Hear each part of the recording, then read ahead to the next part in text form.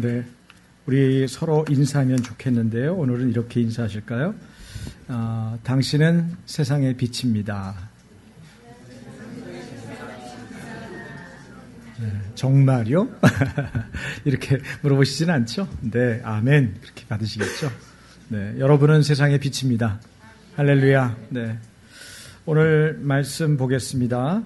오늘은 에베소서 5장 8절에서 14절까지의 말씀입니다. 한 절씩 교독하겠습니다. 제가 먼저 읽습니다. 너희가 전에는 어둠이더니 이제는 주 안에서 빛이라. 빛의 자녀들처럼 행하라. 주를 기쁘시게 할 것이 무엇인가 시험하여 보라.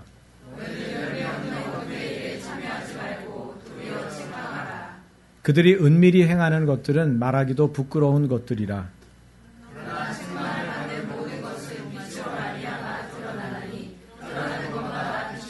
14절 함께 읽습니다. 그러므로 이르시기를 잠자는 자여 깨어서 죽은 자들 가운데서 일어나라.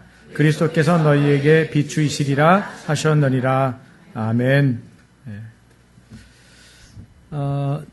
제가 마지막 우리 결단 찬양을 좀 바꾸려고 그러는데요. 우리 리더들하고는 한번 연습했습니다만은 여러분도 한번 불러보시겠어요?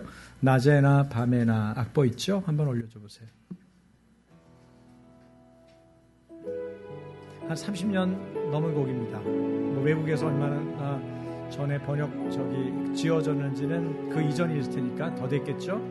한번 가사말을 생각하면서 불러보십시다. 낮에나 밤에나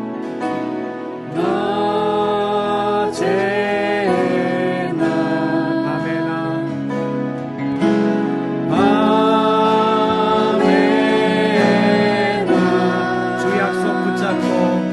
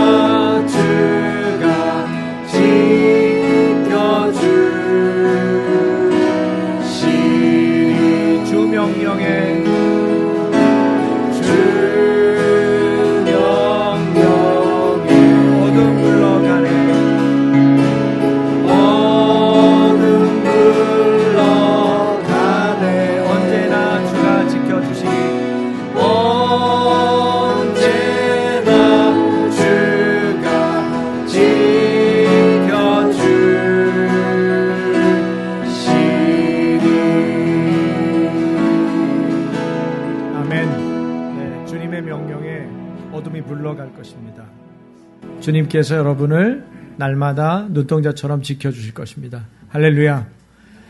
믿고 구하고 믿고 찬양하고 또 노래하면서 믿고 이렇게 반복해서 신앙생활하는 것입니다. 여러분, 우리가 기억을 어떤 것들을 가지고 있느냐가 신앙생활할 때 상당히 다른 신앙을 갖게 합니다. 어떤 기억을 갖고 있느냐. 그래서 그 기억을 여러분이 잘 취하고 아닌 기억들, 잘못된 기억들 혹은 내가 취하고 싶지 않은 기억들에 대해서는 거절하십시오. 어떻게 해야 돼요? 내가 잊어먹어야지. 그럼 안 잊어먹어져요. 어떻게 하면 돼요? 좋은 기억에 대해서 되살리고 반복해서 말하고 그것을 노래하고 그러면 어느새 어려웠던 기억, 부정적이었던 기억, 여러분을 누르고 있던 기억들이 기억도 잘 안 나요. 별로 힘을 못 써요. 그래서 여러분이 주님 안에서 새로워진 기억들이 있어요. 예수님을 믿기 때문에 새로운 피조물이 됐죠. 새로운 피조물이 됐기 때문에 여러분에게 들어오는 좋은 생각들이 있습니다. 그 생각들, 그 마음들을 반복해서 말하고 반복해서 노래하고 반복해서 기억하는 게 중요합니다. 그래서 여러분이 기도할 때도 그냥 밋밋하게 기도하는 것보다는 한 주간에 주셨던 감동이 있잖아요. 배웠던 찬양이 있잖아요. 귓가에 내 마음속에서 돌아다니는 가삿날이 있어요. 틀려도 괜찮아요. 곡조가 틀리면 어때요? 리듬이 틀리면 어때요? 중요한 건 뭐예요? 주님을 즐거워하고 주님 앞에서 내가 진정으로 주님께 감사하고 찬양하는 마음으로 부르는 거예요. 그게 찬양이거든요.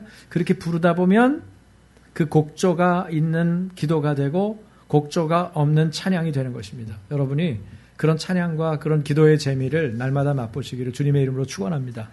그리고 그런 찬양과 기도를 드리는 분들에게 하나님이 응답하세요. 하나님은 살아계시고 진리는 살아계시기 때문에 여러분이 진리를 의지하고 하나님을 의지하면 내 기도도 들어주시고 우리의 기도도 들어주시고 그 다음에 이 나라의 기도도 들어주시고 하나님께서 우리에게 하나님의 것으로 채워주시는 것입니다. 너희가 전에는 어둠이더니 이제는 주 안에서 빛이라. 9절 8절에서 10절까지인데 제가 다시 한번 읽어드릴게요. 너희가 전에는 어둠이더니 이제는 뭐예요? 주 안에서 빛이라. 그 다음 있어요, 선생님. 네. 그 다음 이제는 주 안에서 빛이라. 그 다음 빛의 자녀들처럼 행하라. 그 다음 패턴 돌리세요. PPT. 네. 빛의 열매는 다 같이 모든 착함과 의로움과 진실함에 있느니라. 주를 기쁘시게 할 것이 무엇인가 시험하여 보라. 주를 시험하라 그랬는데 기쁘시게 할 게 뭔지. 그래서 시험을 합니까? 주님, 이게 기뻐할 거예요? 주님, 이게 주님 안 기뻐하는 건가요? 아니, 그 얘기가 아니에요. 여러분이 이미 성경의 진리로 말씀해 놓고 배설해 놓은 말씀을 가지고 지켜서 여러분의 빛의 자녀인 것을 보이라는 거예요. 드러내라는 거예요. 이건 시험하라는 게 아니고 나타내 보이라는 얘기를 하는 거예요. 이 원문의 얘기는. 오늘 결론의 말씀이죠. 뭐예요? 주 안에서 빛이라. 빛의 자녀들처럼 행하라. 누가 주 안에서 빛입니까? 내가. 예수 믿는 내가. 따라서 보세요. 나는 주 안에서 빛이다. 나는 주님 안에서 빛이다. 네. 여러분, 자기 자신의 정체성, 내가 예수 안에서 누구인지를 잘 말할 수 있고 잘 생각할 수 있고 잘 마음에 담아두고 잘 기억하는 사람이 건강하게 행복하게 사는 거예요. 주 안에서 잘 될 사람들은 그런 사람들이에요. 그래서 주 안에서 빛이다. 그래서 빛의 자녀들처럼 행하라. 자, 이제 주 안에서 빛인 건 알았는데 빛의 자녀들처럼 행하는 게 뭐냐 이거죠. 오늘 이제 이 말씀은 오늘 말씀을 통해서 우리가 알아내야 되겠죠. 여러분, 어두움은 빛을 이길 수 없습니다. 우리가 어째서 주 안에서 빛입니까? 빛의 자녀들처럼 행한다는 것은 어떤 것일까요?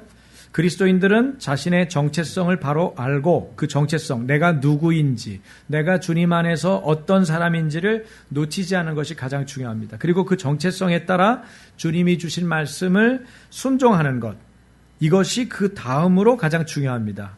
첫 번째 뭐라고요? 내가 누군지를 아는 거, 정체성. 그렇죠? 그게 중요하고 그 다음엔 주님의 진리의 말씀을 따라 내가 그 말씀을 지킴으로써 순종하는 것. 그래서 빛의 열매를 맺는 것, 빛의 자녀들의 열매를 맺는 것. 이 두 가지가 사실 신앙생활 전부예요. 내가 주님 안에서 누구냐? 내가 주님 안에서 누군데 그 빛의 자녀들처럼 어떻게 행하는가? 행하는 것. 말씀을 진리를 듣고 지키는 것. 그 순종하는 것. 그래서 그 두 가지를 잘 하는 것이 신앙생활 잘하는 것입니다. 주 안에서 자신의 신분을 아는 게 필요하죠. 그 신분의 품위와 질서를 따르고 또 믿음으로 사는 사람이 바로 크리스찬입니다. 저는 지난 주일날 우리는 예수 그리스도의 구속으로 인해서 죄사함 받고 새 사람 된 존재다.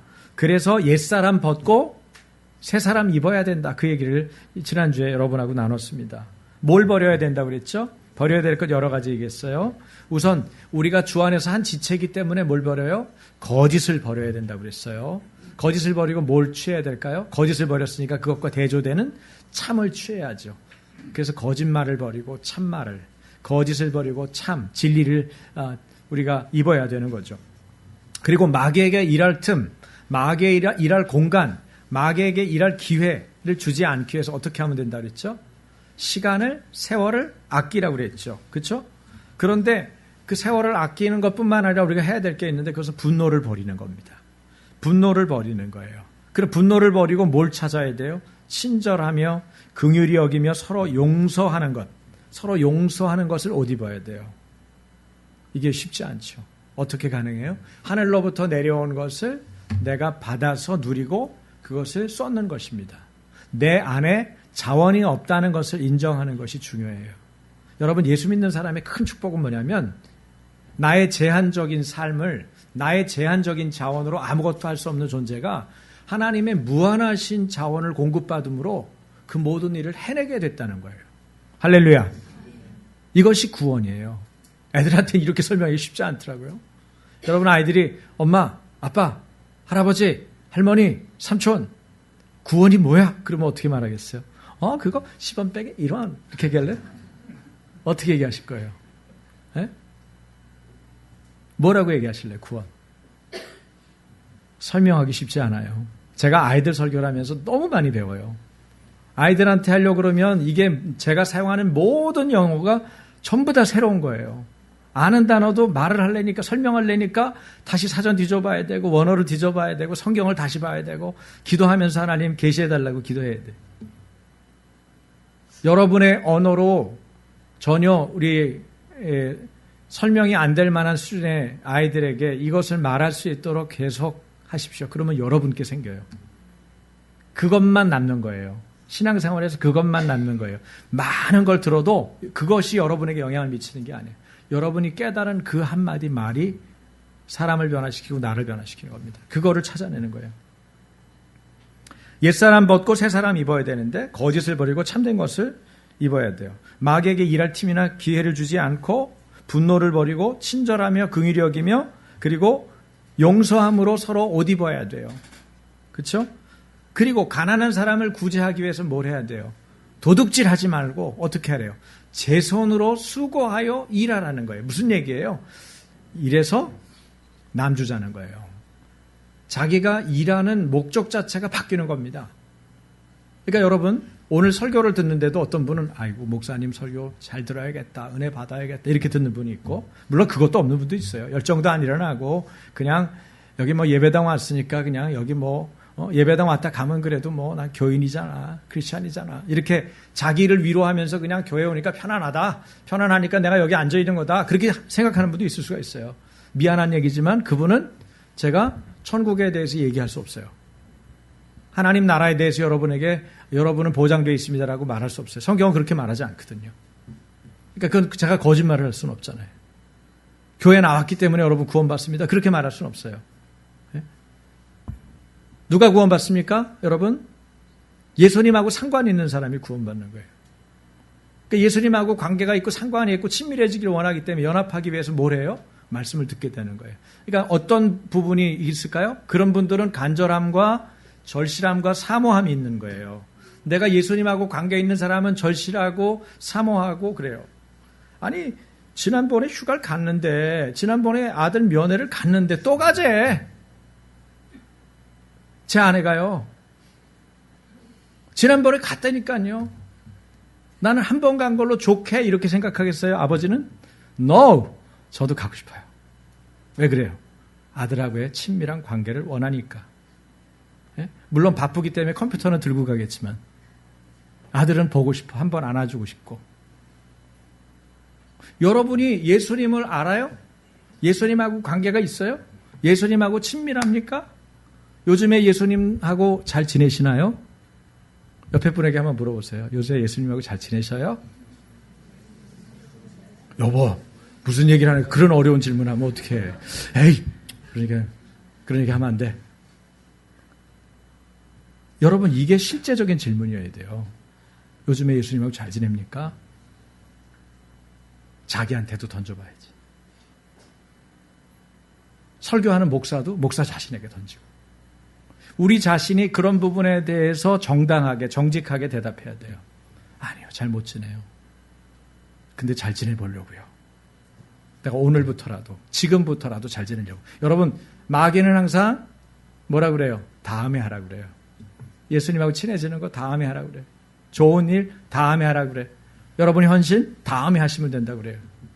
주님은 뭐라 그래요? 지금 하라 그래요. 지금이 은혜 받을 때라 그래요. 지금 예수님하고 가까워져야 된다고 그래요. 지금 아니면 어떻게 하냐고 그래요. 여러분 좋은 일은 지금 하십시오. 따라서 하세요. 좋은 일은 지금 하자. 나쁜 일은 나중에 하자. 그 나중 됐은 다음에 또 나중으로 미루면 돼요. 무슨 얘기인지 아시겠죠? 예. 그러면 이겨낼 수 있어요. 절제가 안 되는 분들이 있죠. 내가 어떤 일에 대해 절제가 안 된다 그러면 막 하고 싶을 때 그래 요것만 끝내놓고 하자. 그거 끝내고 나면 요거 끝내고 하자. 그러면 안 하게 돼요. 해보세요. 저도 효과를 많이 본 일이에요. 나쁜 일은 미루고 좋은 일은 지금 당장 취하세요. 다른 사람 용서하려고 그러는데 에이, 다음에 전화하지. 이 사람 내가 불편했는데 과거에 전화하면 또 거절하면 어떡해. 제가 이번에 항저직 임직 예배 때문에 몇 분 아주 오래전에 우리 교회에서 5년씩 이렇게 헌신하고 수고했던 분들이 있어요. 근데 그분들이 잘 나간 분도 있지만 좀 불편하게 나간 분들도 있어요. 솔직하게 제가 얘기할게요. 네? 뭐 어느 쪽 잘못이냐 그건 중요하지 않아요. 그러니까 불편하게 나갔으니 전화하자니 쉽겠어요, 어렵겠어요? 여러분은 쉬우세요? 저는 어렵더라고요. 먼저 정중하게 문자를 보내고 전화를 돌리는 거죠. 답이 왔을 때. 어떤 반응이 왔을까요? 너무너무 좋아하는 거예요. 교회에 대한 애잔한 사랑이 여전히 남아있는 거예요. 아, 그렇지. 이분도 다 잊혀지고 나니까 좋은 것도 기억나고 다시 생각이 났겠지. 왜 빨리 전화 못했을까? 더 빨리 연락했으면 좋았겠다. 이번에 임증 예배 때 오시면 좋겠다고 초대하고 몇 분은 또 못한 분들은 식사라도 꼭 해요. 제가 얘기하고. 예. 여러분, 교회는 교인 수 채우는 게 아니에요. 우리 안에 주님의 사랑이 있느냐가 중요한 거예요. 그래서 옛사람 벗고 새사람 입는 것은 용납이 우리 안에, 서로 안에 용납이 있는 거예요. 왜? 주님이 우리를 용서하셨기 때문에. 용서의 원천은 내가 아니에요. 왜 부부관계를 하는데 주 안에서 주님을 경외함으로 서로 복종하라고 그랬을까요? 그냥 내가 그냥 이 사람 사랑하고 이 사람 용서하고 그러면 될 텐데 왜 그렇게 어렵게 얘기했을까요? 하나님을 경외함으로 서로 복종하는 거예요. 하나님 경외하기 때문에 못마땅한 사람인데 못마땅한 일을 자꾸 얘기하고 말도 자꾸 실수를 하는데 그거를 받아주는 거예요. 그 사람을 받는 게 아니에요. 그 사람 존재 자체를 받는 거지. 그 사람의 말을 받는 게 아니에요. 여러분, 공감과 동조는 다릅니다. 아시죠? 예. 우리가 옳지 못한 것에 대해서 동조하면 돼요, 안 돼요? 안 되죠.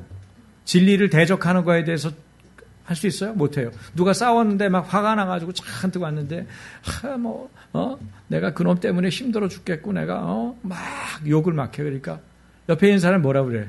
아, 여보, 당신이나 똑바로 해. 이러면 열받는 거죠. 이건 뭘 못한 거예요? 이건 뭘 못한 거죠? 공감을 못한 거예요. 그럴 땐 어떻게 해야 돼? 아, 여보, 당신이 그래서 마음이 많이 상했겠구나. 참 많이 힘들었겠다. 나 같아도 화났을 것 같아. 그게 공감이에요. 그리고 공감을 해주고 동조는 했어요, 안 했어요? 안 했어요. 잘했다고 안 했잖아요. 그거 나쁜 놈이니까 그렇게 해야 돼. 내가 같이 때려줄까? 그런 놈하고 같이 가서 항의하자고 이렇게 동조 안 했잖아요. 공감은 해주고 동조는 안 한 거예요. 여러분, 진리가 아니고서 그 밖에 기타 등등에 대해서는 공감해 주는 거를 많이 하셔야 돼요. 공감의 능력은 여러분의 모든 일들을 새롭게 바꿀 것입니다. 우리 하나님이 잘하시는 게 뭐예요? 공감을 잘하세요. 결정적인 순간에 공감해 주세요.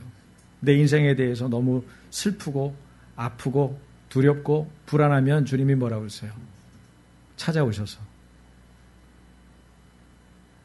힘들었겠다. 내가 안다. 그렇게 말 한마디 하고 한마디밖에 안 했는데 모든 게 다 기억나는 거예요. 어떤 경우에는 그런 걸 다 뛰어넘어가지고 어떤 일을 맡기시죠. 왜? 하나님이 나를 신뢰한다는 그런 어떤 의미를 가지고 일을 맡겨요. 일을 맡기는 걸 통해서 하나님이 나를 용서하시고 나를 새롭게 빚으셨다는 것을 알게 돼요. 그게 뭐예요? 창세기에 나오는 위인들 이름 바꾸기, 그 사람들 일 맡기기. 예? 거기 보세요. 거기 창세기에 있는 인물들이 그 이름 바꿀 만한 인물인지 그 전의 행동이. 그런데 신실하신 하나님은 찾아와서 이름을 바꿔주고 다르게 불러주고 다르게 신분을 보장해주고 다른 일을 위탁하세요. 그게 하나님의 신실함이에요. 우리가 하나님의 신실함 때문에 계속 변하는 것입니다. 우리는 하나님의 신실함 때문에 예수님을 계속 닮아갈 거예요. 주 안에서 빛이라. 그리고 뭐예요? 더러운 말을 버리라는 거예요. 더러운 말을 버리고 그리스도의 몸된 교회를 세우기 위해서 은혜를 끼치는 선한 말을 하라는 거예요. 그러니까 일단은 옛사람 벗고 새사람 입은 사람의 가장 중요한 특징은 말이 바뀌는 것입니다. 말과 행실이 바뀌는 거예요. 내 안에 예수님이 가득하다라는 거, 예수님하고 관계가 좋다는 것의 특징은 뭐냐면 말과 행실이 달라진다는 거예요.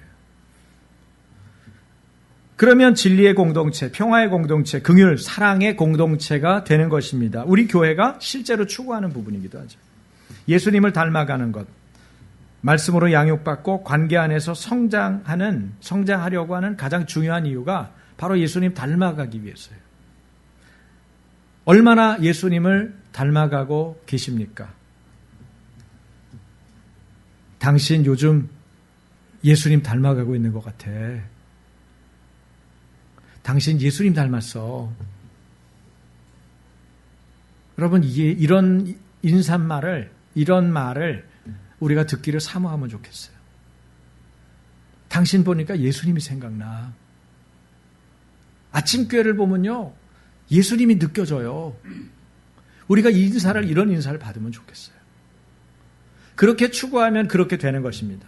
왜? 우리 안에 계신 예수님이 기뻐하는 일이기 때문에. 에베소 교회는요, 당시 위치한 이 에베소 지역이 헬라 지역이잖아. 헬라 세계. 이 헬라 세계, 그 지역 이방인들의 전형적인 삶의 모습은 음행과 우상숭배였습니다. 그래서 에베소서에 보면 이 음행과 우상숭배가 얼마나 오염되어 있고 이 사람들이 이렇게 살았는지를 생각할 수 있어요. 그도 그럴 것이 사도 바울이 소아시아 지역에 들어가서 처음 선교하는 거니까요. 그 전에 누가 복음을 전한 일이 없어요. 진리를 모르잖아요. 진리를 모르는 자가 진리와 어긋난, 진리와 반대되는 삶을 살았던 것은 너무나 뻔하니까요. 여러분, 우리가 진리 안에 있을 때와 진리 밖에 있을 때 우리는 완전히 다른 사람인 거예요. 그러므로 진리를 만나기 전의 삶에 대해서 너무 많이 깊이 묵상하면서 여러분을 자꾸 수렁으로 끌어당기지 마세요. 여러분은 진리 안에서 새롭게 된 사람들이기 때문에. 이 이방인들, 에베소 교회가 위치한 이 헬라 지역 사람들은 음행과 우상숭배가 그들의 전형적인 삶의 특징이고 모습이었어요. 바울은 당시 사람들의 성적 부도덕, 이것에 집중해서 강조하면서 부각시키고 있죠. 왜냐하면 성적 부도덕이 그곳 그리스도인의 정체성을 흔드는 가장 강력한 적이었기 때문입니다. 여러분, 그리스도인은 사랑받는 하나님의 자녀예요. 다시 따라해 보시겠어요? 나는 하나님의 사랑받는 자녀다. 그러므로 하나님을 본받는 자 되는 것이 삶에서 가장 중요합니다. 2절에서 보니까 사랑 가운데서 행하라, 그런 말이 있어요. 이 행하라는 말은 무슨 말이에요? 걸어가라는 얘기예요. 하나님의 사랑 가운데서 걸어가라는 거예요. 걸어가라는 말은 또 뭐예요? 하나님을 본받으면서 살라는 거예요. 그러니까 결국은 제가 얘기하는 얘기는 초점은 하나예요. 하나님을 닮아가는 삶을 살라는 거예요. 그러니까 하나님의 사랑 안에서 행하라, 그 얘기는 하나님의 사랑 안에서 예수님을 닮아가라, 그 얘기예요. 그래서 하나님을 본받는 자 되라고 이제 5장에 보면 나오죠. 그런 얘기를 볼 수 있어요. 그러니까 뒤로 물러서면 안 됩니다. 침륜에 빠지면 안 됩니다. 안주하거나 포기하면 안 됩니다. 나는 원래 이런 놈이야, 어떻게 되겠어 하다가도 안 돼. 그리고 스스로 좌절해가지고 포기하면 안 돼요. 포기는 언제 하라? 배추 셀 때만. 배추 셀 때만 한 포기, 두 포기. 예? 포기하지 말란 말이에요. 뒤로 물러서면 안 돼요. 그리고 그리스도께서 우리를 위해서 자신을 희생제물로 넘겨주신 용서와 사랑을 근거와 기반으로 하나님의 사랑 가운데서 걸어가려는 게 무슨 얘기냐? 여러분, 내가 걸어가는 힘도, 걸어가는 이유도, 걸어가는 목표도 그 기반과 토대는 어디에 있다? 예수님이 십자가에 못 박혀 죽으심으로써 우리를 죄 가운데서 용서해 주시고, 그리고 하나님께서 예수님 하나밖에 없는 하나님의 아들을 이 땅에 보내셔서 우리를 구원하신 그분의 사랑, 그분의 용서와 그분의 사랑에 우리의 모든 신앙의 기반과 토대를 두라는 거예요. 그러면 하나님의 사랑 안에서 걸어가다가 중간에 넘어질 일이 있으면 다시 일어나면 되는 것입니다. 뭐가 묻으면 털면 되는 것입니다. 다시 일어서서 당당하게 걸어가면 됩니다.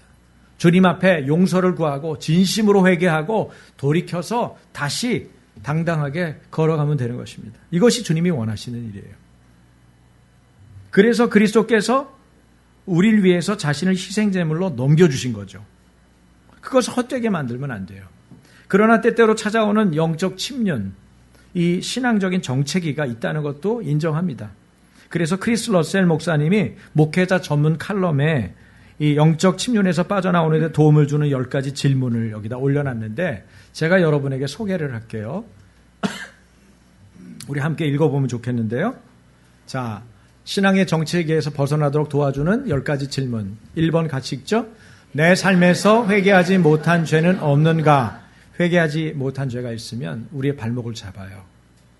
그래서 예배는 시작을 회개부터 시작하는 거예요. 기도는 회개부터 시작하는 거예요. 물론 감사를 먼저 드리고 회개가 터질 수 있겠죠. 그분과 친근감 안에서 회개가 드러날 수 있으니까. 두 번째, 기분을 상하게 하거나 상처를 준 사람은 없는가? 그럼에도 사과하거나 용서를 구하지 않아서 깨어진 관계성은 없는가? 네. 상처가 있고 서로 용서하지 않는 그런 관계 안에서는 더 친밀한 관계로 발전할 수 없어요. 그래서 깨어진 관계성 안으로 들어가야 돼요. 말해야죠. 용서를 구체적으로. 내가 그때 그런 말을 한 것은 정말 잘못된 것이었습니다. 용서해 주십시오. 세 번째, 내 삶에서 용서하지 못한 사람은 없는가? 돌아보십시오. 네 번째, 내 삶에 하나님 대신 숭배하고 있는 우상은 없는가? 하나님 대신 숭배하고 있는 우상, 그러니까 무슨 뭐 세워져 있는 무슨 불상이라든지 이런 것만 생각하는 분이 있는데 그렇지 않아요. 우상이 뭐예요? 하나님보다 더 중하게 여기는 것. 예? 하나님보다 더 중하게 여기는 것이 있으면, 하나님 자리에 앉혀놓은 것이 있으면 그것이 우상입니다.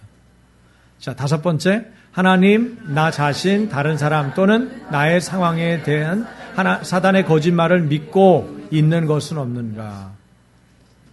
사단은 거짓말쟁이입니다. 거짓의 압입니다.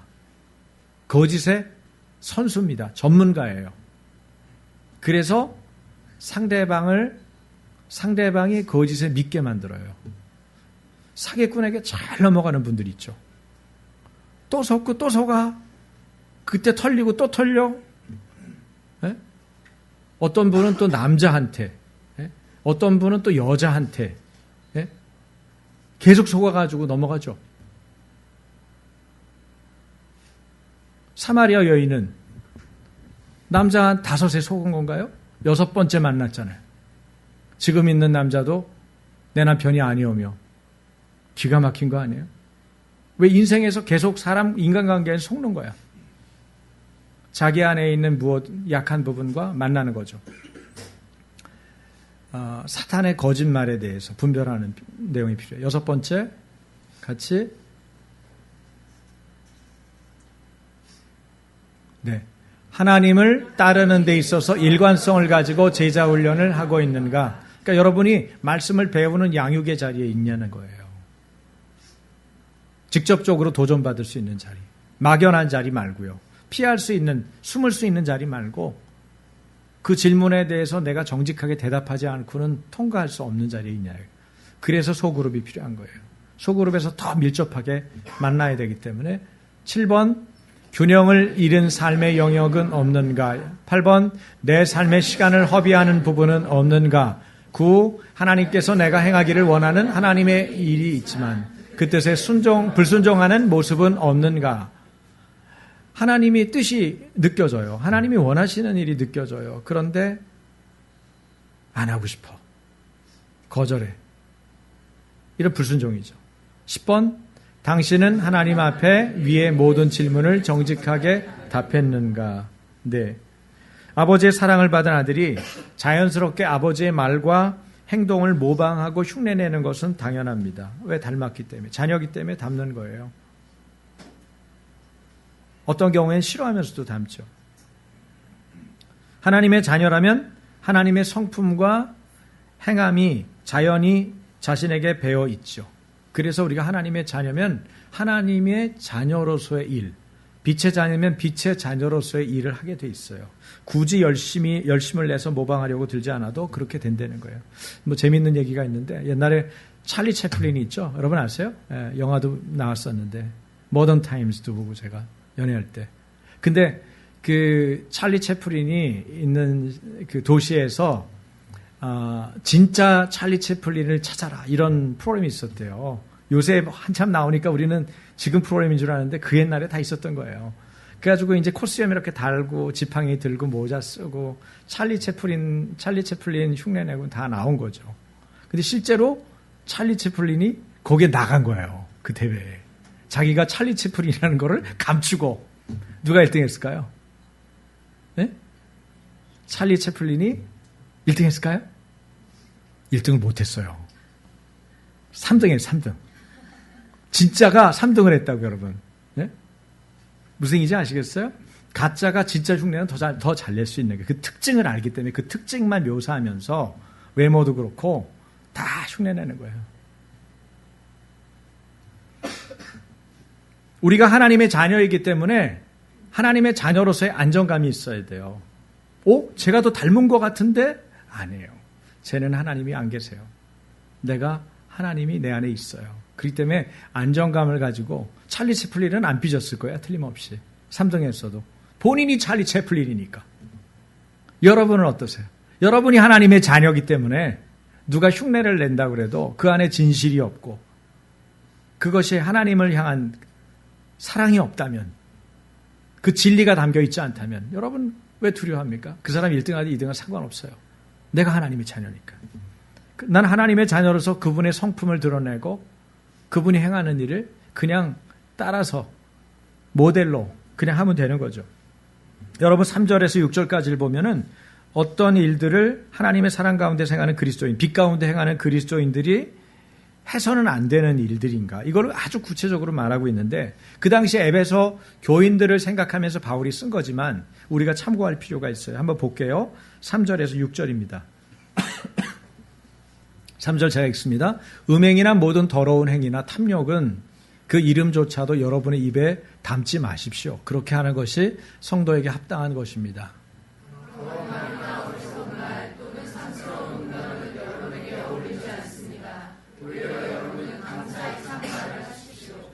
여러분은 이것을 확실히 알아두십시오. 음행하는 자나 행실이 더러운 자나 탐욕을 부리는 자는 우상 숭배자여서 그리스도의 나라, 곧 하나님의 나라에서 상속받을 몫이 없습니다.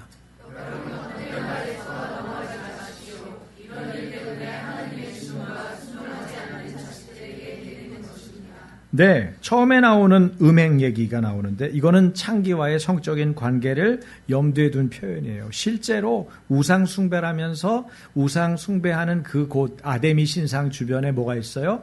신전을 섬기는 이 창기들이 있었던 거예요. 사제 창기죠. 그러면 그런 이들하고 음행을 했던 거예요. 모든 더러운 행위는 뭡니까? 역시 성적인 죄와 관련 있는 거예요. 옛 습관의 모습, 습성들이죠. 탐욕은 뭡니까? 이 탐욕도 바로 성적인 정욕을 말합니다. 더러운 말, 누추한 말이라고도 표현하는데 이 더러운 말은 외설적인 대화를 말하고 어리석은 말은 성적인 농담을 말하고 상스러운 농담은 희롱의 말이에요. 단순한 대화가 아닙니다. 성적인 농담을 즐기는 거예요. 그런데 그리스도인들이 반드시 알아야 되는 건 뭡니까? 우리가 하는 말이 우리 생각과 우리 마음을 붙잡는다는 거예요. 우리가 하는 말에 우리가 붙잡혀요. 여러분 그래서 상대방한테 말을 던질 때 살리는 말을 하셔야 돼요. 은혜를 끼치는 말을 하려고 노력해야 돼요. 하지 말아야 될 말은 멈추실 수 있어야 돼요. 왜? 그 말이 상대방의 생각과 상대방의 삶에 영향도 미치고 말하는 나에게도 내 생각을 붙잡고 내 마음을 사로잡는 거예요. 그렇기 때문에 말이 씨가 된다. 옛날 어른들 그런 말 있죠. 맞는 말입니다. 두려운 말입니다. 그러나 여러분 거꾸로 생각을 해보세요. 우리가 좋은 말, 복된 말, 은혜를 끼치는 말을 하면 어떤 일이 벌어져요? 그러면 그 말대로 되는 거예요. 여러분 자녀들을 붙잡고 얘기할 때 어떻게 하세요? 인사하세요. 주 안에서 잘 될 사람이야. 따라서 해보세요. 당신은 주 안에서 잘 될 사람입니다. 여러분 자신 이름 불러서 시작. 안성문은 주 안에서 잘될 목회자야. 할렐루야. 여러분, 얼마든지 다른 말을 할 수가 있어요. 쉬운 말은 아닙니다. 내 안에 분노가 끓어오를 때 그걸 잠재우고 그걸 하기 쉽지 않아요. 그럴 때는 말을 멈추세요. 자리를 뜨세요. 물을 한 컵 먹으세요.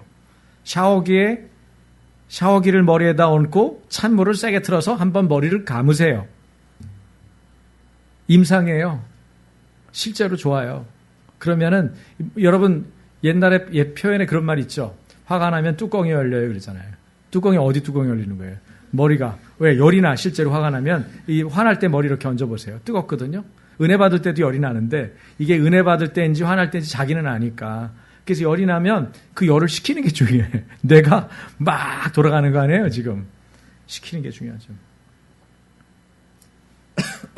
성적인 말로 스스로 더럽히는 자들에게 하나님은 어떻게 하십니까? 뭐라고 그랬죠? 하나님의 기업을 어떻게 한대요? 네? 하나님 나라에서 상속받을 몫이 없다는 거예요. 하나님 기업을 잃어버린다는 거죠. 이게 참 재밌는 표현인데 왜 심판받는다고 말하지 않고 하나님의 나라에서 상속받을 몫이 없습니다. 하나님의 기업을 잃습니다. 그렇게 말했을까요? 당신 심판받아요 그러면 더러운 말하다가 심판받아요 이러면 되게 쉽잖아. 알아듣기. 그런데 그렇게 안 말하고 하나님의 기업을 받지 못한다고 하나님 나라에서 상속받을 몫이 없다고 그랬을까요? 그 얘기는요. 하나님의 기업을 약속받았어도 그쵸 약속을 받은 거예요. 그런데 더러운 생각이나 말을 계속해서 한다면 약속된 하나님의 기업, 하나님 나라의 몫을 잃어버리고 상실한다는 거예요. 그렇게 얘기를 하기 위해서 이 말을 일부러 사용한 겁니다. 더러운 말이 어둠의 자녀임을 표시하는, 드러내는 증거물이기 때문에 그래요. 천국 입장 불가. 더러운 말이나 행실이. 그러니까 하나님의 거룩을 상실하고 훼손시키는 것, 이것이 두려운 것인 것을 알아야 돼요. 하나님의 거룩을 상실하고 훼손시키는 행위가 뭐예요? 더러운 말과 더러운 행실을 하는 것입니다. 특히 성적인 부분에 있어서. 영적인 부분으로 친다면 하나님 외에 다른 것들을 둠으로써 그것까지를 포함하는 거죠. 6절 말씀해 보니까 헛된 말로 성도들을 속이기도 한다고 그래요. 이게 무슨 말입니까? 진리가 빠진 공허한 말을 말해요. 여러분 어떤 사람은 말을 되게 잘해요. 설득력이 있어요. 수사까지 구사하면서 너무 말을 잘합니다. 그런데 그런 말들에 그런 가르침에도 속지 말라는 거예요. 헛된 말에 속지 않기 위해서 어떻게 해야 합니까? 참여하지 말라는 거예요. 그런 일에 참여하지 말아요. 참여해서 어울리지 말라는 거예요. 교제와 사귐을 끊으라는 얘기입니까? 그런 사람 만나지 말라는 거예요? 그러면 사도 바울이 한번 그런 얘기를 한 적이 있는데 그러면 누구하고 만나겠어요? 누구하고 어울리겠어요? 누구하고 밥을 먹겠어요? 만날 사람이 없는 거예요. 그 얘기는 아니에요. 사귐과 교제조차도 끊어버리라는 얘기가 아니라 설사 여러분이 그 가운데 포함돼서 그 사람들이 여러분을 끌어들이려고 해도 아까 가르쳐드린 대로 뭘 해야 돼요? 공감은 하지만 뭘 하지 마요? 동조하지 말아야 돼요. 동조는 뭐예요? conformity. 뭐 하는 거죠? 따라서 쫓아가는 거예요. 부안해동에서 말하는 거예요. 같은 말을 하는 거예요. 부안해동에서 같은 것을 보는 거예요. 그럼 망하는 거예요. 크리스찬들은 자기 안에 담지된 것이 뭔지, 나는 누구를 믿는 사람인지, 여러분 주 안에서 빛이라. 하나님의 사랑 가운데서 걸으라. 이것이 나의 존재성이라는 것, 정체성이라는 것을 의식하고 반복해서 기억해야 돼요. 그렇지 않으면 그리스도 앞에서 자기 자신을 지킬 수가 없어요. 그렇다면 여러분 다시 한번 여쭤볼게요. 여러분은 누구이십니까? 8절과 9절입니다. 같이 읽겠습니다. 이제는 주 안에서 빛이라. 빛의 자녀들처럼 행하라. 빛의 열매는 모든 착함과 의로움과 진실함에 있느니라. 하나님을 본받는 자, 곧 하나님을 닮아가는 우리는 주 안에서 어떻다? 빛이다. 주 안에서 빛입니다. 어떤 분은 또 주 안에서 빛입니다. 이럴 때 주 안에서 빛입니다. 어쩌자는 거예요 도대체. 빛을 가져가셔가지고. 주 안에서 빛입니다. 요한 사도 요한은 빛 가운데 거하라고 말했는데 바울은 뭐라고 그래요? 그리스도인들이 빛이라고 그래요. 주 안에서 빛이라고. 빛과 어두움의 갈림길이 어디서 흩어집니까? 주 안에 있느냐, 주 밖에 있느냐는 거예요. 어둠은 복음의 진리에 대한 무지 때문에 불순종하게 만듭니다. 하지만 빛은 진리를 깨닫고 알기 때문에 그 진리를 따르고 순종하게 만들어요. 새 창조를 통한 새로운 생명이 나타나는 거죠. 믿는 자는 그 신분이 어둠에서 빛으로 변했습니다. 신분이 바뀌었으니까 열매도 달라졌죠. 그래서 빛의 열매를 맺는 거예요. 그런데 구절을 보니까 빛의 열매가 뭐래요? 모든 착함과 의로움과 진실함입니다. 자, 세 가지를 얘기했어요. 여기서 착함 그러면은 타고난 그 성품인 걸로 이해가 되기 때문에 사실은 원어적으로 보면 착함이라고 번역하기보다는 선함 이렇게 번역하는 게 좋아요. 개역개정판에는 아마 선이라고 나왔을 거예요. 모든 선과 이렇게 나왔을 거예요. 근데 이 모든 선이라고 할 때 모든 선함 이것은 뭡니까? 의지적으로 하는 거예요. 의지적으로 하나님을 닮아가는 거. 하나님의 성품을 닮아감으로써 하나님의 성품을 드러내는 통로로서의 선을 말하는 거예요. 하나님이 원하시는 그 일을 하는 것입니다. 여러분, 제일 힘들게 하는 사람이 뭐냐면 원하지 않는데 자꾸 하는 사람이에요. 내가 원하지 않는 일을 자기가 이거를 내가 좋아할 줄 알고 반복해서 하는 거예요. 저는 그거 원하지 않아요. 그거 하고 싶지 않습니다. 근데 계속 자기가 뭐예요? 자기가 좋아한대. 예를 들면 음식을 먹는데도 자기는 무진장 매운 걸 좋아한대요. 고추를 막 넣어야 된대요. 근데 매운 게 너무 자기를 시원하게 한대요. 그래서 여러분을 사랑하는 마음에서 매운 거를 계속 갖다 주면 어떻게 하겠어요, 여러분이? 난 매운 거 못 먹어요. 난 싫어요. 아니야, 매운 게 좋은데 먹어봐. 먹으면 좋은 거야. 전 먹으면 큰일 나요. 아니야, 매운 걸 먹어보라니까. 계속 그러면 여러분 어떻게 하겠어요? 나중에 화내겠죠. 지금 뭐 하시는 거예요? 제가 싫다고 그랬잖아요. 이렇게 되는 거죠. 이해되세요? 상대방이 원하고 필요로 하는 것, 상대방이 좋아하는 것에 대해서 이해하는 게 참 중요해요. 그러니까 우리가 하나님을 이해할 때 하나님의 말씀을 통해서 하나님이 뭘 원하시는지, 뭘 요구하시는지, 뭘 기뻐하시는지, 어떤 자리를 행복해 하시는지를 알아야 돼요. 그래서 하나님을 알고 하나님과 같이 이렇게 공감을 하기 시작하면 그 일이 어렵지 않다니까요. 그래서 예배가 어렵지 않아요. 하나님을 알면 예배하는 것이 너무 쉬워요. 그 자리에 머물면 내가 굉장한 안식이 와요. 기쁨이 생겨요. 그리고 하나님의 능력이 부어져요. 하나님이 하늘로부터 주는 좋은 것들, 그런 것들이 한꺼번에 내려오는 거예요.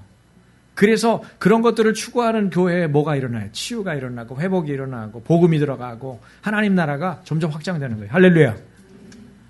저희가 6주간 지금 치유 집회하기로 했죠. 많은 일들이 하나님이 행하실 거예요. 하나님 말씀하셨다면 하나님이 그 일을 행하시겠다는 거예요. 작정하셨다는 거죠. 그러니까 우리가 5주 동안 진행되는 모든 기간 동안 이제 하나님이 어떤 일을 행하실지를 기대하면서 여러분들이 여러분 자신을 낱낱이 내어놓는 게 필요하죠. 회개하는 것, 하나님을 사랑하는 것, 이 두 가지가 굉장히 중요합니다. 주님이 임재하시기 좋아하는 자리는 내가 진실하게 회개하고 주님을 진심으로 사랑하는 거예요. 그러면 나머지는 다 와요. 겸손하게 오면 되는 거예요. 겸손하게 이 자리에 머물러 있으면 되는 거예요. 내가 그분께 내 잘못을 아뢰고 그분을 사랑한다고 고백하는데 뭘 안 고쳐주시고 뭘 안 주시겠어요. 그분의 아들까지 내주셨는데 아낄 만한 게 뭐가 있겠어요? 비교가 됩니까? 하나님의 아들과? 비교가 안 되는 거예요. 그러므로 여러분이 구하십시오. 이 기간에 나도 그 은혜에 참여하게 해주십시오. 나도 은혜 끼치는 말을 하게 해주십시오. 나도 주님의 사랑 가운데 걷게 해주십시오. 그렇게 구하시고 나가십시오. 착함은 순진무구한 약함이 아닙니다. 불순함과 악을 이기는 오히려 거룩한 파워, 힘이에요. 그게 착함, 선함입니다. 의지가 있는 거죠. 그 다음에 우리가 또 얘기할 수 있는 건 의로움이에요. 의로움은 뭡니까? 의로움은 우리가 일반적으로 얘기하는 의, 그것과 같은 거예요. 하나님과의 바른 관계죠. 하나님과 바른 관계다. 그러면 뭘까요? 하나님의 뜻에 대해서는 충돌됨이 없는 하나님의 뜻과 조화가 되는 상태예요. 하나님의 뜻과 충돌되면 어떻게 돼요, 여러분? 여러분 마음 안에 드는 여러분이 예수님이 안에 계시고 성령님이 여러분 안에 계시면 하나님의 뜻과 충돌되면 어떤 느낌이 오죠? 불편해요. 마음이 어려워요. 그래서 알 수 있는 거예요. 금방 알아요. 여러분이. 불편한 걸 안다고요. 애하고 대화해도 애가 불편하면 네가 싫구나. 그래 안 해도 돼. 금방. 제가 아이들을 볼 때 좀 유리한 건요. 애들 표정만 봐도 금방 안 되는 거예요. 근데 저는 저만 그런 줄 알고 좋아했더니만 예전에 보니까 어떤 실험 프로그램을 보니까 수간호사인데 신생아 수간호사예요. 근데 이분은 이 한 5초에서 한 10초 정도 신생아의 표정을 보고 신생아가 그다음 어떤 행동을 할 건지를 맞추는 거야. 20몇 년 된 수간호사인데. 와, 제가 충격 먹었잖아요. 저는 아직은 못 그래요. 저는 말을 하면서 표정을 물론 읽긴 읽지만 표정 읽는 거는 지금 아직도 많이 서툴고 그 정도 되면 좋겠어. 딱 표정을 보면 오늘 아무개 성도님이 고다음 이런 행동을 할 것 같으니까 쐐기를 박아야겠구나. 여러분 무서워할까? 안 목사님이 독심술이 있대 이래가지고 무서워해. 막 이제 안 와. 얼굴 보이면 안 돼. 막 가면 쓰고 나타나.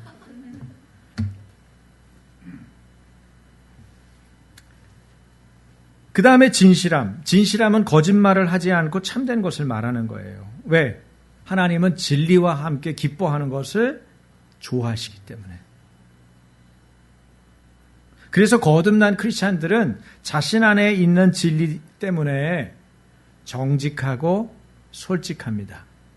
거짓말을 하면 불편해서. 그게 자기가 득이 되고 돈을 많이 챙기는 이득이 많이 되는 일인데도 안 그래요. 여러분 그런 적 많죠?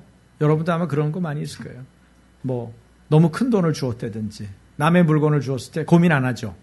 야, 이거는 웬 떡이냐? 그리고서 여러분이 막 인마이 포켓 합니까? 아유, 누가 이거 불편하게 잊어버렸겠다. 이분 어떻게 찾아드리지? 카드 하나 보고도 다른 사람 같으면 그냥 싹둑싹둑 자르고 그냥 이 사람은 자르면 되는 거야.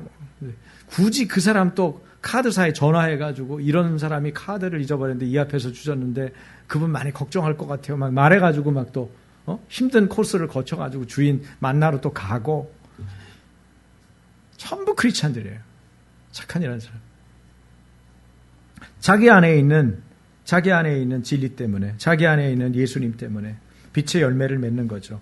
자신이 주 안에 빛이라는 증거들을 보이는 것입니다. 자신이 빛의 자녀로서 주님을 기쁘시게 하고자 하는 마음이 하늘로부터 임해서 속으로부터 나오는 거죠. 성령께서 주시는 강력한 무기. 그게 뭐예요? 여기 나오는 대로 착함과 의로움과 진실함. 이 빛의 열매예요. 믿는 자는 전에 어둠이었지만 이제 주 안에서 빛이기 때문에 빛의 열매를 맺습니다. 그러기에 어둠의 일에 다시 참여하는 것은 의미가 없고 행복하지도 않아요. 자신 안에 있는 성령이 기뻐하지 않는 것을 알 수 있기 때문입니다. 여러분이 스스로 거듭난 크리스찬으로 알았다고 했는데 그런데 어둠의 일을 참여하는데 전혀 불편하지 않고 나는 거침이 없다. 여기 안 계시겠지만 만약에 그렇다면은 양심이 화인 맞았거나 주 안에서 빛이 아니라 어둠이기 때문에 아무 일이 없는 겁니다. 빛의 자녀들은 어떤 일을 합니까? 여기 보니까 11절에서 14절 같이 읽겠습니다. 너희는 열매 없는 어둠의 일에 참여하지 말고 도리어 책망하라. 그들이 은밀히 행하는 것들은 말하기도 부끄러운 것들이라. 그러나 책망을 받는 모든 것은 빛으로 말미암아 드러나나니 드러나는 것마다 빛이니라. 그러므로 이르시기를 잠자는 자여 깨어서 죽은 자들 가운데서 일어나라. 그리스도께서 너에게 비추이시리라 하셨느니라. 아멘. 그러니까 빛의 자녀들은 어두움의 일에 참여하지 않습니다. 도리어 뭘 한다고 그래요? 책망한다고 그래요. 자, 이 책망한다는 단어가 오늘 여러 가지를 풀 수 있는 열쇠 중에 하나예요. 책망한다는 거는 드러낸다는 거예요. 드러내서 보여준다는 거예요. 책망한다는 거는. 그러니까 여러분 온순하고 착한 크리스찬들이 이거 불편하죠.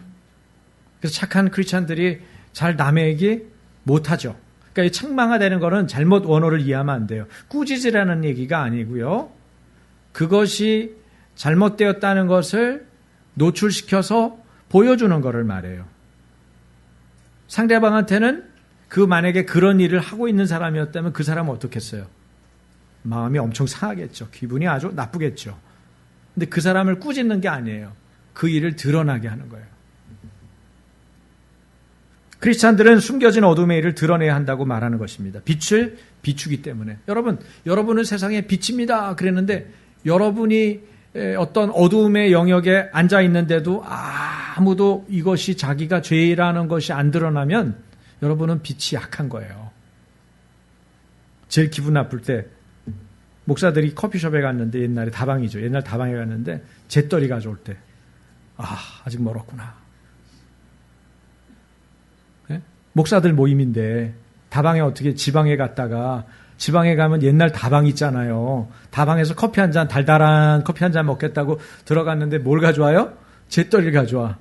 아니면 술, 맥주를 가져와. 기본입니다. 이러고 들고 나온다. 그러면 아직 멀었구나. 생각하는 거죠. 담뱃불 있으십니까? 네, 죄송합니다. 없습니다. 근데 저는 다니면 길을 많이 물어봐요. 길 잘 가르쳐 주게 생겼나 봐요. 어려서부터 그래요. 어렸을 때 지금 나이까지. 하여튼 대중교통을 이용했다 그러면 길 물어보는 사람 반드시 있어요. 근데 35살 됐는데도 학생 이러더라고요. 그래서 학생이 35이야. 대학원생도 지금 한참 넘었을 때인데 다행히 제가 그때 신대원을 졸업하고 잠깐이었을 때니까 그래 뭐 몇 년 전에 학생이었다. 그러면서 이제 학생은 학생이지. 그러고서 책망하는 것, 이것은 드러내는 것입니다. 빛을 비추면 어둠은 물러가죠. 어둠의 행위가 뭐라 그래요? 어둠의 행위는 열매가 없습니다. 어둠의 행위가 열매가 없다는 것을 기억하십시오. 열매가 없다는 게 뭘까요? 쓸데없는 열매라는 거예요. 무익한 열매라는 거예요. 하나님이 기뻐하시지 않는 열매라는 것입니다. 여러분, 세상 사람들도 열매를 맺습니다. 그렇죠? 뭐 크리스찬들만 열매 맺는 걸로 얘기하는데 그렇지 않아요. 열매 맺어요. 그러나 주님이 기뻐하시는 열매는 그들은 못 맺어요. 주님과 상관이 없기 때문에. 나와 상관이 없느니라 그렇게 말씀하시는 거예요. 제가요 엄청 좋은 일 많이 했어요. 제가 고아원도 돌보고요. 가난한 사람도 도와주고요. 제가요 장학금도 됐습니다. 저 교회도 몇 개 세웠는데요. 나하고는 상관이 없느니라. 좀 더 정확하게 얘기하면 마태복음 7장대로 얘기하면 마태복음 7장 21절에 뭐라 그래요? 불법을 행하는 자야. 이 자리에서 떠나라. 주님은 당신하고 상관없고 당신과 관계된 일이 아니고 당신이 원했던 그 일이 아닐 경우에 그런데도 그 사람이 했다면 그것을 뭐라 그래요? 불법이라고 그래요. 불법. 그렇지 않아요, 여러분? 여러분이 마음에 든다고 내가 여러분하고 잘 지내겠다고 여러분이 원하지도 않는 집을 지어놓고는 여기 가서 살라고 당신이 해서 지어놓은 거야. 무조건 살아. 전 저쪽에서 살고 싶은데 아니야 내가 집 지어놨으니까 여기서 살라고. 뭐 하는 거예요? 불법이죠. 그런 어떤 행위와 마찬가지예요. 그게 좋다는 일만 있는 게 아니에요. 상대방을 괴롭히는 일도 많이 있죠. 원하지 않는 일, 하나님이 원하시지 않는 일이기 때문에. 빛을 비추어 어둠의 행위가 얼마나 잘못된 것인지를 드러내 보여주라. 이 말이 책망하라는 말입니다. 은밀한 중에 행해지는 부끄러운 일이기 때문에 그래요. 입에 담을 수 없을 만큼 더럽고 부끄러운 일이라고 말하고 있습니다. 더러운 실체를 폭로하는 것, 이게 뭐예요? 책망하랍니다. 어둠은 빛을 이길 수 없습니다. 여러분, 거짓은 진실을 이길 수 없습니다. 악은 선을 이길 수 없습니다. 하나님이 살아계시기 때문에, 진리가 살아있기 때문입니다. 빛의 본질적인 사명과 역할이 바로 이 책망하는 거예요. 더러운 실체를 폭로하는 것. 빛은 어둠을 드러내고 또 어둠을 몰아냅니다. 어둠에 빛을 비추는 것이 왜 중요합니까? 빛이 생명이기 때문에 그래요. 그 생명을 통해서 뭘 하기 원해요? 하나님은요. 죽은 자를 살리기 원하시거든요. 영혼을 살리기 원하시기 때문에 빛을 비추려는 거예요. 우리는 그리스도의 복음의 빛이 비추어져서 비로소 우리의 죄를 깨닫고 회개해서 믿음으로 하나님의 자녀가 된 것입니다. 그러므로 빛으로 본질적인 사명, 어둠 가운데 빛을 비춰서 죽은 자를 살리는 이 일을 성도가, 교회가 마땅히 해야 되는 거죠. 지금 우리 대한민국으로 보자면 뭘 해야 되는 걸까요? 속이는 자들, 더러운 자들, 악을 도모하는 자들의 악행이 주님의 빛 가운데 낱낱이 드러나서 우리 아까 최 집사님도 기도했지만 하만이 모르드게와 이스라엘 민족을 말살하려고 세웠던 괴계에 스스로 걸려서 심판받았듯이 이들 또한 하나님의 진노의 심판을 받는 것입니다. 여러분, 기독교를 대적하는 세력하고는 협력하면 안 돼요. 교회를 깨고, 교회를 깬다는 게 뭔지 아세요? 이 세상의 생명을 깬다는 거예요. 이 세상의 영혼을 죽인다는 것입니다. 그래서 기독교를 깬다는 것은, 교회를 깬다는 건 다 의도적인 그 배후에 가장 강력한 악한 영이 있는 것입니다. 요한계시록 때 충분히 배우셨죠? 지금 우리 사회로 보자면 어떤 것들이 있을까요? 가난한 자, 어린 자, 연약한 자, 눈물로 씨를 뿌리는 자들의 수고를 가벼이 여기고 이런 이들의 것들을 악의로 빼앗고 거짓으로 여론몰이를 하고 착취하고 속이고 괴롭혀서 자신의 배만 채우는 이들의 죄악상을 낱낱이 드러내고 하나님의 정의와 공의가 세워지는 것입니다. 제가 최근에 한 예를 들어볼게요. 뉴스에 나왔던 거예요, 며칠 전에. 취업을 빌미로 일용직 근로자에게 노조 가입을 강요했어요. 그리고 가입비를 20만 원이나 받았어요. 취업시켜주겠다는 거예요. 자기가 취업이 돼야 되니까 일용직 근로자가 20만 원이면 큰 돈입니다. 그런데 20만 원을 내고 취업을 기다렸는데 2달이 돼도 취업이 안 되는 거예요. 여러분, 일용직 근로자를 뭘 노조까지 가입을 시켜가지고 가입비를 받습니까? 그 사람들은 도대체 누굽니까? 법 위에서 존재하는 이들. 벼룩의 간을 빼먹을 놈들이죠. 여러분, 크리스찬들이 말해야 되는데 말을 안 하면 이런 일들이 사회에 비일비재하게 돼요. 제가 우리 집에서 있는데 아침마다 나오면은 이상하고 요상한 소리가 아침에 들리는 거예요. 교회로 일찍 제가 오는 편인데 뭐 흉내를 못 내겠어요. 여러분이 한번 들어보셔야 되는데 들어볼 기회가 이제는 없어요. 막 그러면 뭐 이상한 소리를 내. 근데 어디서 나나 보니까 주민센터야. 근데 주민센터에 소리가 나는데 저 사람들은 도대체 뭘 하는 걸까 저기서. 왜 저렇게 평상시에 들어볼 수 없는 이상한 소리를 내지? 그때 나중에 뭔지 아세요? 그게 요가래요. 요가인데 요상한 요가야. 그것도 그냥 요가가 아니고 요상한 요가. 한 사람이 민원을 넣었어요. 어떻게 됐을까요? 주민센터에 전화해가지고 이게 이상한 소리가 자꾸 들려서 아침에 괴롭다. 혹시 민원 안 들어왔냐? 당신이 민원 처음이다. 알았다. 사실은 민원을 기다렸다는 거야. 누군가, 여러분 그거 아세요? 공무원들은 민원을 넣어야지 일이 수월해요. 자기들 의지 가지고 가서 저기 시끄러울지도 몰라요. 민원이 올 수도 있어요. 이렇게는 안 돼요. 민원이 와야 일 처리가 쉽죠. 제가 그건 공무원들한테 직접 들은 얘기예요. 그래서 요상한 소리가 사라졌어요. 여러분, 누군가가 빛을 비추지 않으면, 누군가가 폭로를 해서 드러내서 말하지 않으면 그 일은 안 사라져요. 근데 우리가 사실은 점잖고 그냥 살짝 넘어가고 묵인하고 덮어주고, 여러분 말 안 하고 침묵한다는 건 뭔지 아세요? 네, 동조하는 거예요. 동조하는 것입니다, 사실은. 잘못됐어요. 저는 이렇게 아니라고 생각합니다. 꼭 이 방법밖에 없을까요? 말해야죠. 제가 조심스럽게 얘기를 합니다. 제 얘기를요. 제가 저희 동기 모임이 한 350명쯤, 동기들이 한 350명쯤 돼요. 그때는 동기들이 많았어요. 그 중에 한 157명이 저희 네이버 밴드에 들어있어요. 목회자들이 뭐 여러 가지 사정이 있었겠죠. 그래서 많지는 않죠. 그래도 과반수 정도 조금 못 미치게 모임이 있는데, 제가 여러 사람이 요구했기 때문에 제가 손든 적은 없고 임원을 했어요. 그 서기 역할을 맡았는데, 목사님들도 요새 막 정치적인 이념과 어떤 이런 파동에 막 끌려다니잖아요. 휘청거리거든요. MSM, 미음 시읒 교회. 이 사건 때문에 엄청 시끄러웠어요. 그런데 그 사건 때문에 뭐 그게 세습이냐 아니냐, 성명서를 발표해야 된다 안 한다. 제가 그게 옳은 일이라고 생각하지 않습니다.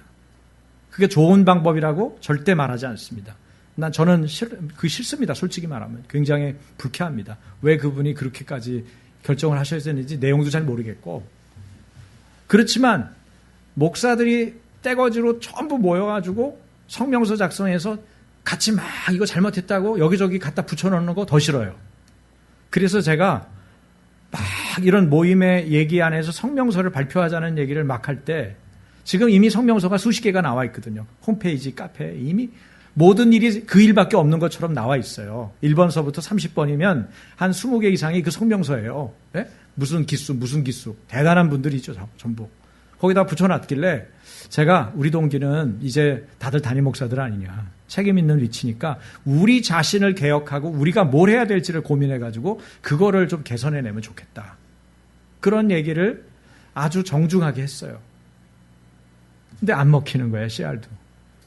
그게 어떤 얘기가 나오냐면 투표가 일어난 거예요. 50명 이상이 투표를 해서 찬성을 하면 동기 이름으로 성명서를 발표하고 50명이 안 되면 그냥 안 하는 걸로 하자.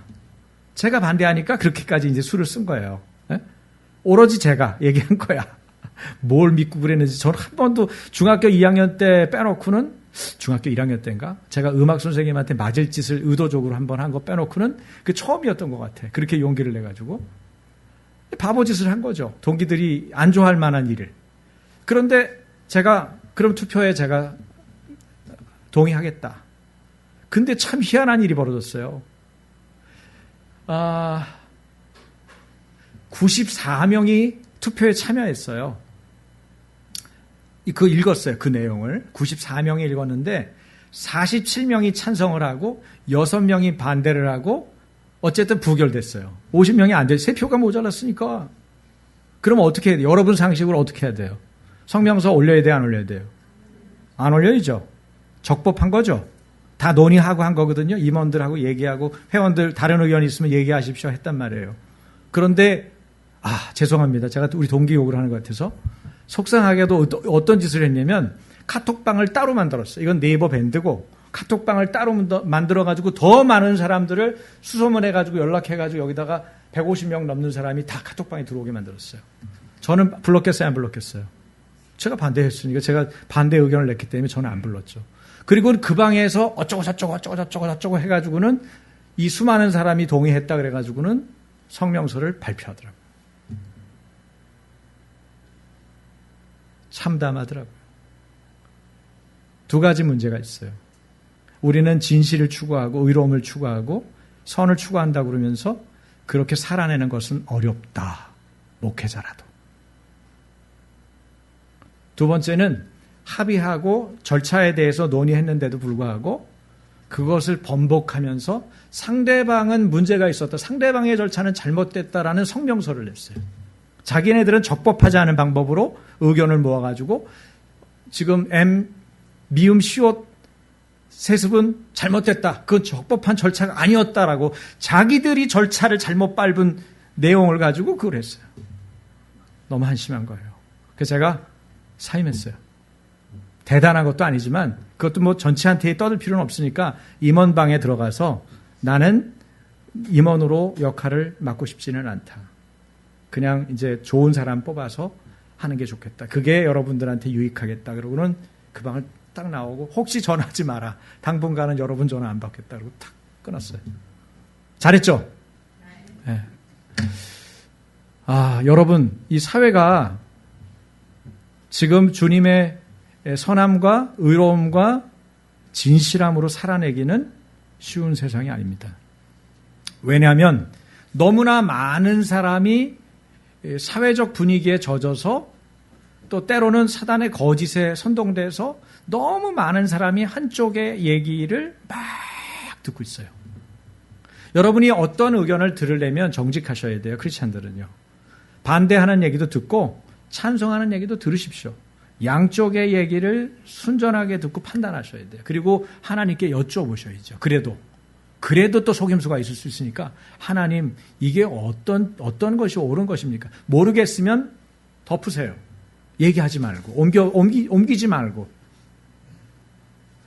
확신이 오고 주님에 대해서 하나님이 가르쳐주신 뜻이 있다면 항거하십시오. 왜? 책망하라라고 얘기했잖아요. 여러분은 세상의 빛이라고 그랬잖아요. 적어도 모임 안에서 여러분이 왕따가 되더라도 말하셔야 돼요. 여러분이 책망하라고 지금 하나님의 말씀이 명령하고 있는 거 아니에요. 여러분이 세상의 빛이라며요. 빛인데 빛을 안 비추면 어쩔 거예요. 사람들이 안 보인단 말이에요. 거짓이 뭔지 몰라요. 그런데 그냥 넘어가야 돼요? 예의를 갖춰서 사랑하는 마음으로 겸손하지만 단호하고 분명하게 여러분의 말을 해야 돼요. 그게 진리를 추구하는 사람의 삶입니다. 빛의 자녀들은 어두움의 일에 참여하지 않는 것으로만 그쳐서는 안 됩니다. 좀 더 적극적으로 어둠을 폭로하는 일에 힘써야 됩니다. 은밀히 행해지는 부끄러운 악을 묵인하지 않고 항거하고 고발해야 돼요. 오늘날도 북한이 저지르고 있는 인권유린과 중국의 탈북민 북송, 여러분 러시아도 이제는 난민을 인정합니다. 북한 사람들 넘어오면 그 사람들도 인정해요. 그런데 안 하는 나라가 어디예요? 중국이에요. 중국은 탈북민들을 북송해요. 북송되면 어떻게 되는 줄 아세요? 다시 북한으로 들어가면 어떤 생활을 해야 되는지 아시냐고요. 여러분 끔찍한 일들을 경험하는 거예요. 그리고 절차가 없이 행해지는 인민재판식의 여론몰이, 여러 사건들이 있죠. 지금 우리 한국에서 일어나는. 왜 우리나라가 이런 민중, 이런 부분에 막 민주주의가 도대체 자유민주주의가 아니고 인민민주주의가 돼버리고 대중민주주의가 돼버리고 같은 분위기로 지금 막 끌려가는지 모르겠어요. 그러나 여러분 주의할 게 있어요. 분노하는 쪽으로 가시면 안 돼요. 철저하게 주님의 거룩을 유지하고 우리가 진실함으로, 정직함으로, 의로움으로, 선함으로 싸워야 돼요. 크리스찬의 싸움 방식은 뭐예요? 거룩이에요. 빛의 자녀들처럼 싸우라는 게 바로 그거예요. 사랑 가운데서 행하라는 거예요. 하나님의 사랑이 무엇입니까? 하나님의 사랑은 하나님의 아들을 내주시는 사랑이에요. 내 것을 어떻게 포기하면서 그 사람들을 끝까지 사랑으로 진리 가운데 이끌 것입니까? 그것을 내 삶 가운데 결정해야 돼요. 그래서 빛의 자녀들은 어둠을 이기는 방법으로 뭐라고 그래요? 오늘 본문 보니까 지혜롭게 살려는 거예요. 무엇보다 세월을 아끼라는 거예요. 여러분 시간 낭비하는 것은 죄지는 것입니다. 크리스찬들은 게을르면 안 돼요.